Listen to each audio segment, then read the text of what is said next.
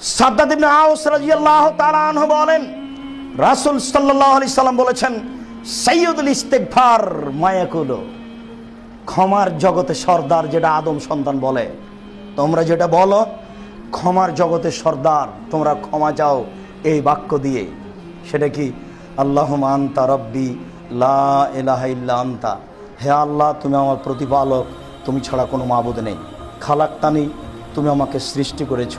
ওয়ানা আব্দকা, আমি তোমার দাস।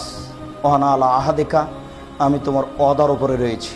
ওয়াদেকা মাস্তাতাত, আমি তোমার ওয়াদা সম্ভবপর বহাল রাখব। আবু আলাকা বে নেমাতেকা আলাইয়া, তুমি যত অনুগ্রহ করেছ, বাড়ি গাড়ি ছেলে মেয়ে স্ত্রী টাকা পয়সা, তোমার সব দয়া আমি এটা স্বীকার করছি, এটা তোমার।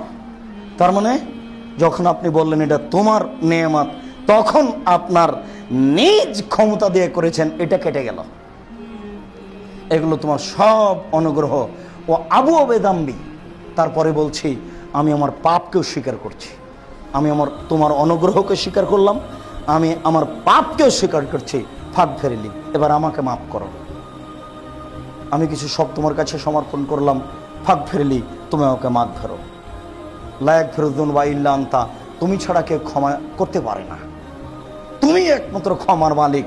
তোমাকে আমি এই বলে স্বীকৃতি দিচ্ছি, তুমি আমাকে মাফ করো।